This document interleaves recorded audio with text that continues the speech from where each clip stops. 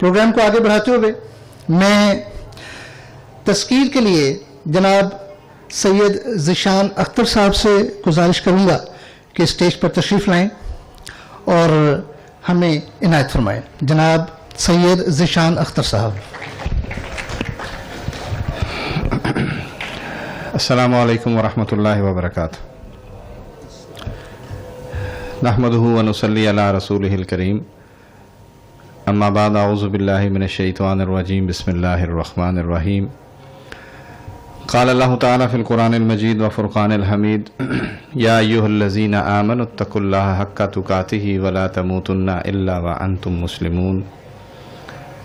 وقال اللہ تعالی ومن احسن قولا ممن دعا الى اللہ وعمل صالحا وقال اننی من المسلمین. وقال اللہ تعالی فی المقام الاخری ان اللہ وملائکۃہ یصلون علی النبی یا ایہا الذین آمنوا صلوا علیہ وسلموا تسلیما.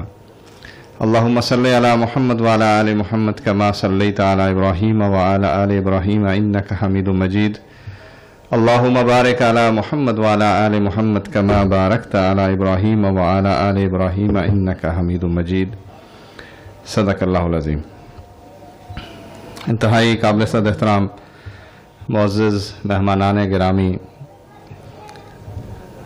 اور آج کے مہمانان خاص حفاظ کرام اور حافظات بیٹیوں، اور اس کے ساتھ ساتھ اس پنڈال میں اس وقت قرہ حضرات اور اساتذہ کرام بھی تشریف فرما ہیں اور آج کی اس بابرکت محفل کو رونق بخش رہے ہیں. میرے لیے یہ بڑے اعزاز کی بات ہے کہ اس پروقار اور رحمتوں اور برکتوں بھری اس محفل میں آپ کے سامنے کچھ باتیں گوش گزار کرنے کی سعادت حاصل کر رہا ہوں. سب سے پہلے تو ہم سب اللہ کی اس توفیق پر اس کے بے پناہ شکر ادا کرتے ہیں کہ اس نے ہمیں یہ توفیق دی کہ ہم خیر کے، علم کے اس سمندر کو سینوں کے اندر منتقل کرنے کے اس عمل کے اندر دار ارقم کے اس پورے سیٹ اپ کے اندر موجود ہیں.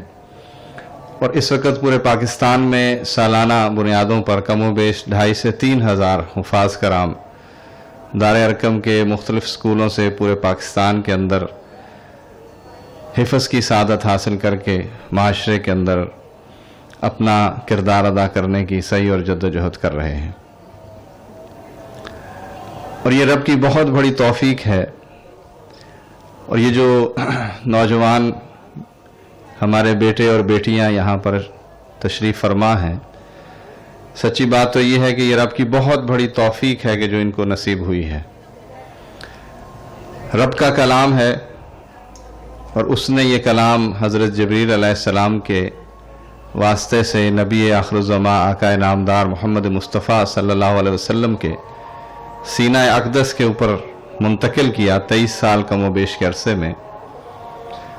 اور اب اسی قرآن کو ان سینوں نے اپنے اندر محفوظ کیا ہے اور یہ خاص رب کی توفیق سے ممکن ہوا ہے.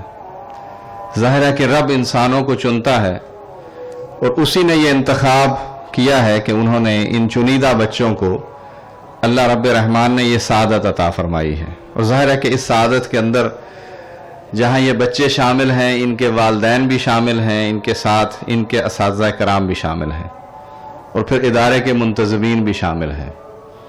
اور یہ اتنا بڑا خیر اور برکت کا کام ہے کہ اس کا اس دنیا کے اندر ہم اندازہ نہیں کر سکتے.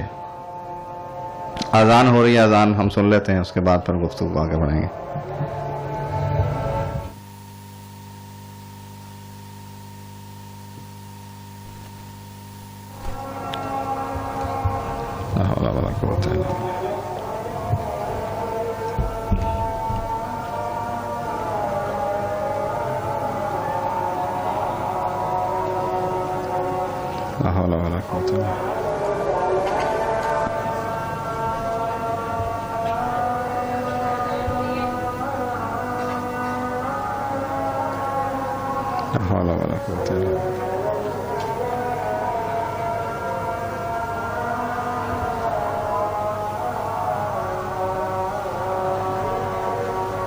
حول ولا قوة إلا بالله. اللہ اکبر اللہ اکبر.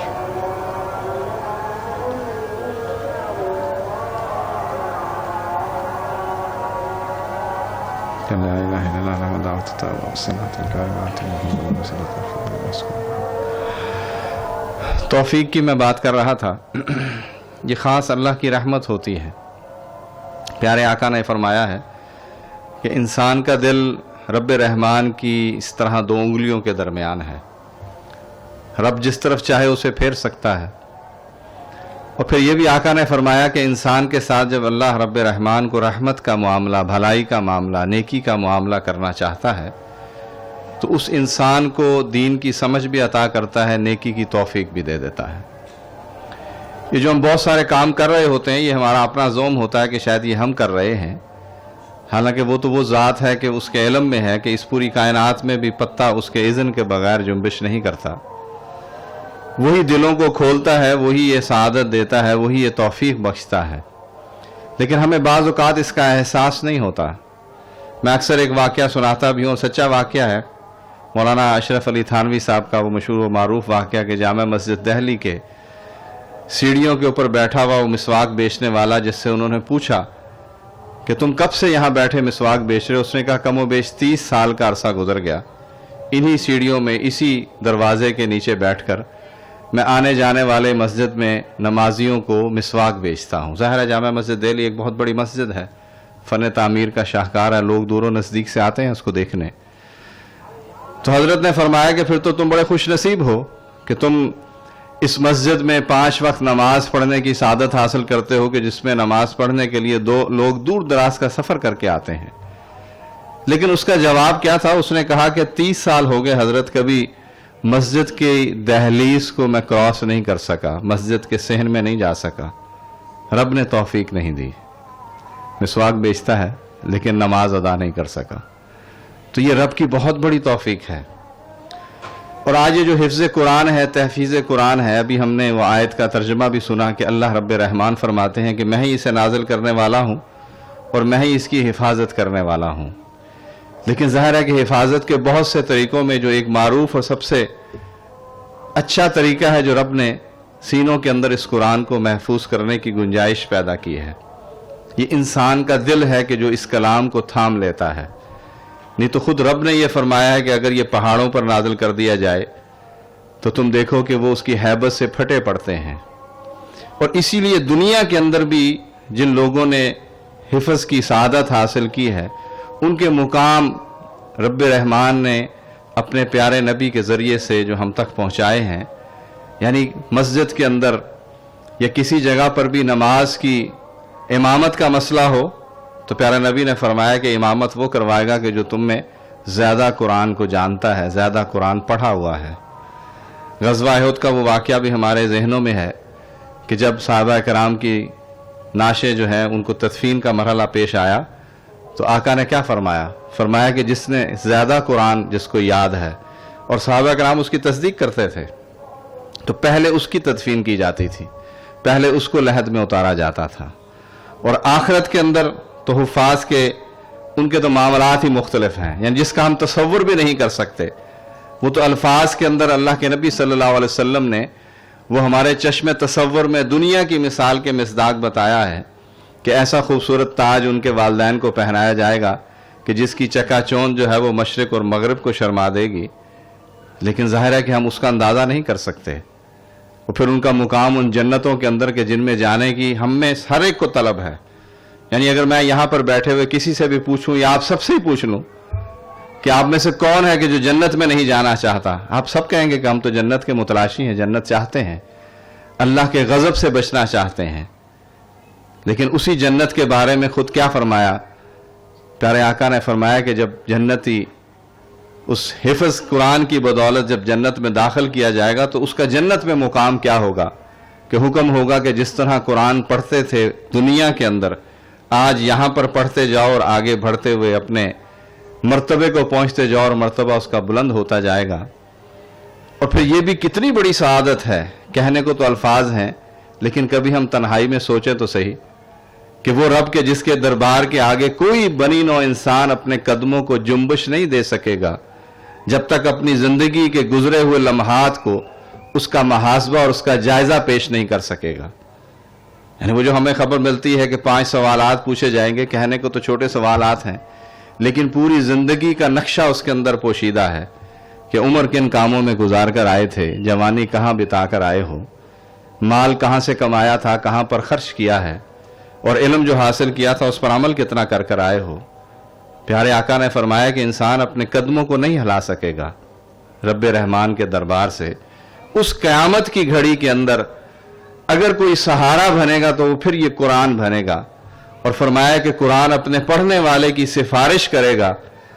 اور بعض احادیث میں تو الفاظ ہیں کہ جھگڑا کرے گا رب رحمان سے، اور اس وقت تک جھگڑے گا جب تک اپنے اس پیارے بندے کو جو دنیا میں اس کی تلاوت کا اہتمام کرتا تھا اسے جنت میں داخل نہیں کرائے گا.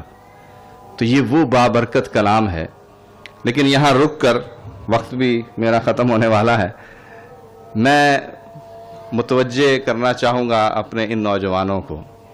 بیٹے اور بیٹیاں ہیں، زندگی کے آنے والے مراحل کے اندر انشاءاللہ اللہ تعالیٰ ان کی زندگیوں میں برکت دے. ظاہر ہے کہ زندگی کے بہت سے خواب انہوں نے بنے ہیں، اس کے حصول کے لیے یہ تگ و دو کریں گے. لیکن ایک بنیادی بات مجھے اور آپ کو یاد رکھنی بھی چاہیے، اور جو دار ارقم نے اس سارے سسٹم کو اسٹیبلش کیا ہے، بنایا ہے، اس کے پیچھے یہ جو آپ نے دار ارقم کے ماتھے کے اوپر یہ آیت کا ایک ٹکڑا دیکھا ہے، فی الدنیا حسنہ وفی الآخرۃ حسنہ. بنیادی طور پر یہ وہ دعا ہے کہ جو اللہ رب رحمان نے اپنے پیارے حبیب کو امت کے واسطے سے سکھائی ہے، اور ہم سب اس دعا کو پڑھتے ہیں نماز میں، ربنا آتنا فی الدنیا حسنہ وفی الآخرۃ حسنہ وقنا عذاب النار. لیکن بنیادی طور پر تو یہ پورا فلسفہ زندگی ہے. اور یہ دنیا جس کے بارے میں آج یہ تفریق پیدا کر دی گئی ہے کہ دیندار فرد کا دنیا سے تعلق اتنا نہیں ہے، اور دین کسی اور چیز کا نام ہے اور دنیا کسی اور چیز کا نام ہے، اور دین اور دنیا کے اندر ایک تفریق ہے، اور دنیا کا متلاشی اگر انسان ہو جائے گا تو پھر وہ دنیا کا حوالے ہو جائے گا. یہ ایک اپنی جگہ بحث موجود ہے، لیکن بنیادی طور پر تو دنیا یہ مرد مومنی کے لیے مسخر کی گئی ہے اور مرد مومنی کے لیے سجائی گئی ہے. اسی لیے تو اس امت کو بھی یہ خطاب دیا گیا ہے کہ کنتم خیر امۃ اخرجت للناس تأمرون بالمعروف وتنہون عن المنکر. تم وہ بہترین امت ہو. اور بہترین کی تفسیر اگر آپ جا کر دیکھیں گے تو بعض الفاظ جو مفسرین نے بیان کیے ہیں کہ تم وہ لیڈر امت تمہارے پاس ہے، قیادت تمہارے پاس ہے. لیکن آج کی اس بدلتی دنیا میں، آج کے اس سویلائزیشن کے اس جنگل کے اندر، آج اپنے آپ کو مسلمان کہنا، آج اپنے آپ کو دین محمد صلی اللہ علیہ وسلم پر کاربند رکھنا، اور عام معاشرے کے اندر جا کے، خواہ وہ مغرب ہو خواہ وہ دوسرے ملکوں کے اندر جب آپ جاتے ہیں تو اپنی پہچان کو اس طرح سے کروانا آج ہمارے لیے مشکل بنا دیا گیا ہے. آج ایسا پروپیگنڈا ہمارے خلاف ہے کہ شاید یہ بنیاد پرست ہیں، یہ دہشت گرد ہیں.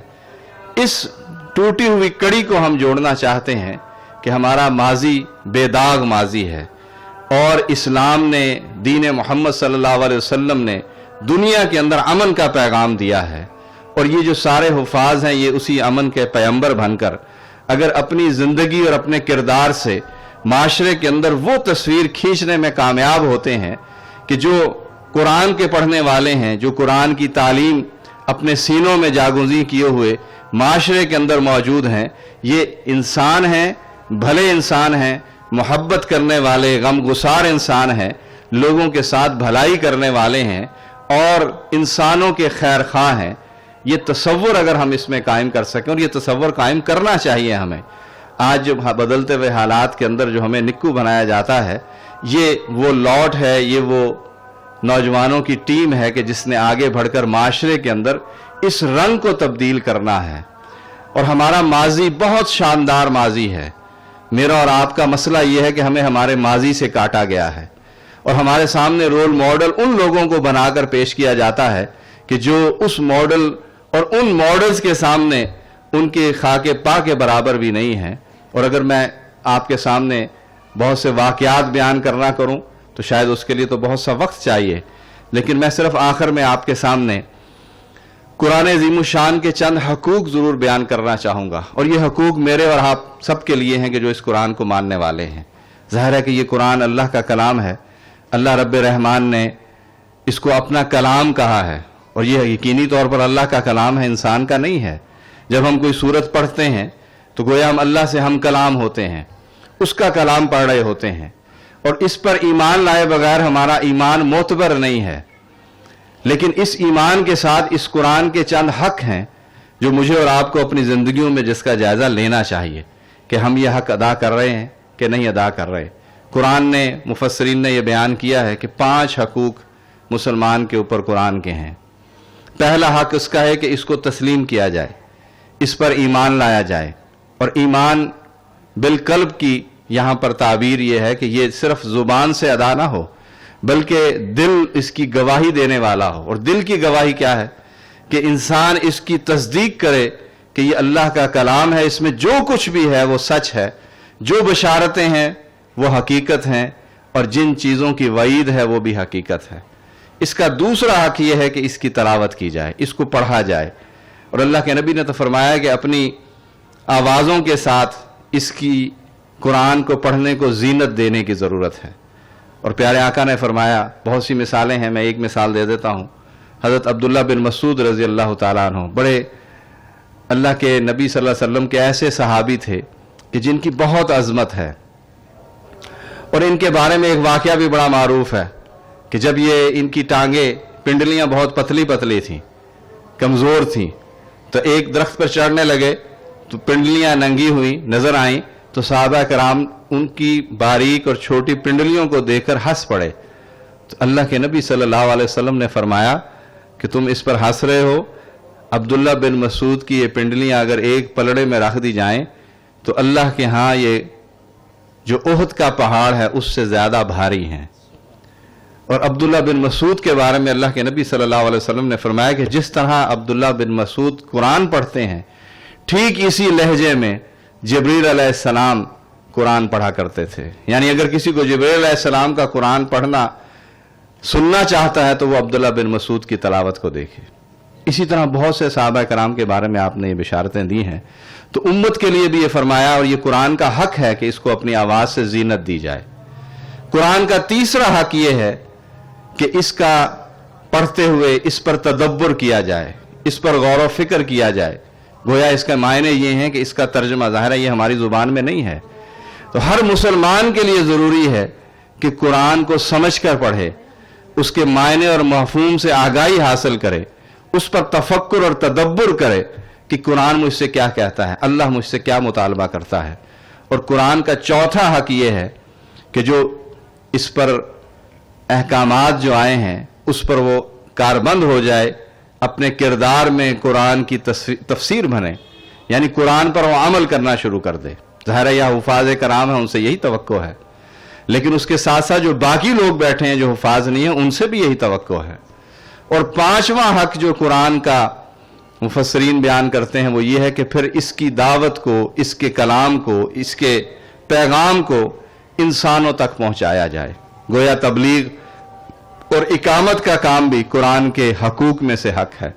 تو یہ 5 حقوق قرآن نے مجھے اور آپ کو بتائے ہیں۔ ہم اپنی اپنی زندگیوں کا جائزہ لیں۔ یہاں بہت سے بزرگ بھی بیٹھے ہیں، 50 سال 60 سال کی بہاریں دیکھ چکے ہیں، تو ہمیں اس کا جائزہ لینا چاہیے۔ اور یہ جو ہمارے سامنے حفاظ ہیں ان کے لیے تو یہ نادر موقع ہے کہ اللہ رب العزت نے سینہ اتنا کھولا ہے اور اللہ نے اتنا بابرکت کلام ان کے سینوں کے اندر جاگزین کیا ہے، اس کی حفاظت کریں۔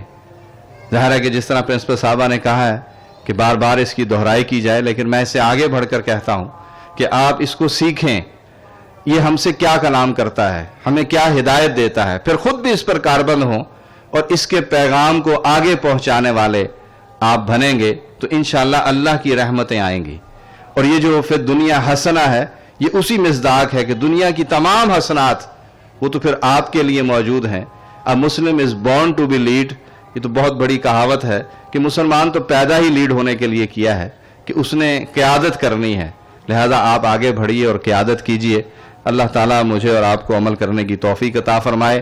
ایک آخری بات کہہ کے صرف آپ کو اس لیے کہنا چاہتا ہوں کہ ظاہر ہے کہ دل بھی دکھتا ہے کہ جب ہم قرآن پڑھتے بھی ہیں، اور ابھی رمضان بھی آئے گا، اور قرآن کے بہت سے لوگ اپنے اپنے نصاب طے کرتے ہیں، کوئی رمضان میں پورا قرآن پڑھتا ہے، کوئی 2 دفعہ ختم کرتا ہے، تراویح کے اندر بھی ہم سنتے ہیں، لیکن یہ جو قرآن کے ساتھ معاملہ میں نے اور آپ نے روا رکھا ہے، دانستہ رکھا ہے یا نادانستہ رکھا ہے، کہ ہم اس کو پڑھتے ہیں لیکن اس کو سمجھتے نہیں ہیں، اس پر عمل نہیں کرتے ہیں، اور ہم نے اسے برکت کی کتاب بنایا ہے، ہم نے اسے آج مردوں کی کتاب بنایا ہے، حالانکہ یہ زندوں کے لیے بھیجی گئی تھی۔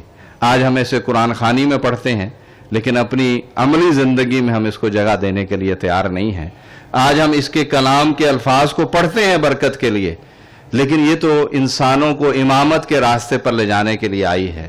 آج جس ملک میں ہم رہتے ہیں، یہ قرآن کے نام پر، کلمے کے نام پر تو حاصل ہوا، لیکن اس کلمے کو اور اس قرآن کو کبھی بھی امامت نہیں دی گئی، کبھی بھی حکومت کے ایوانوں میں جگہ نہیں ملی، یہ تو حکومت کے لیے آیا ہے۔ اس لیے اس کے اندر بھی مجھے اور آپ کو اپنا کردار ادا کرنا چاہیے۔ اور آخری بات جو میں آپ کے سامنے رکھنا چاہتا تھا، آپ اپنے دلوں کو ضرور ٹٹولیے گا۔ میں قرآن ہی کے الفاظ میں آپ سے بات کرنا چاہوں گا۔